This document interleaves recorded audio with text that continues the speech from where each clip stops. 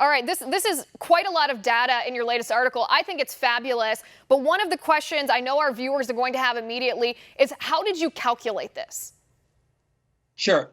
All of these numbers really are from detailed look through the literature. Okay, that means the actuarial tables, the literature in the published peer-reviewed journals, the CDC website calculations.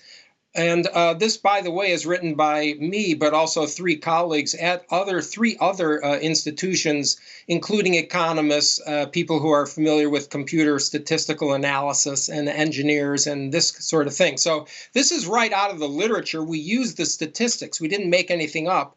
And I think you highlighted a couple of things that are important, too. Number one, this is conservative. First of all, we already know the unemployment numbers are way bigger already, and the lockdown has proceeded. To a great extent. And second of all, we only included a certain small number of healthcare costs. We didn't include everything that was shut down.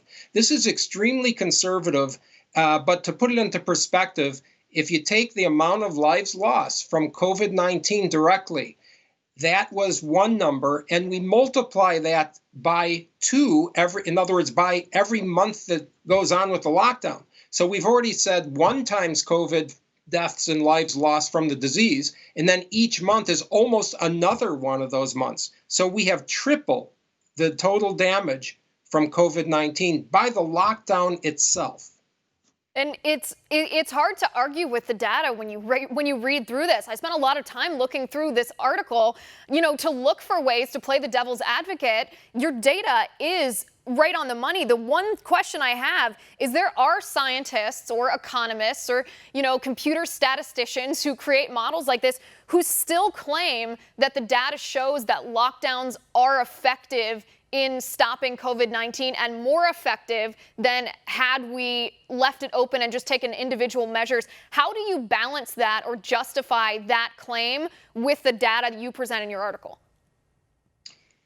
Well, I want to be polite, but it's completely, that statement is just completely wrong. I mean, these are the same people who went through the models and said that 2 million people in the United States are going to die. I mean, some of these things are just really simply disproven at this point. So, when we look at our thing, this is not really a model per se. This is actually taking calculation and using very conservative estimates from what's already in the literature. We didn't invent some sort of a complicated model. In fact, we made very sure that we were conservative because there's no need to exaggerate the facts here. This is all factual stuff based on very simple calculations, and again, limited to the number of healthcare skipping healthcare that I articulated in this piece. I mean, we know, and people have a just simply common sense understanding that if you take 650,000 people needing chemo and half of them skip it, that's going to kill people. I mean, when you take people and just so totally disrupt the cancer screening, when you stop vaccines, this is all very common bread and butter medical data. This is nothing very complicated. And it's sort of, you can quibble with what we did, but the quibbling has to be that we underestimated it.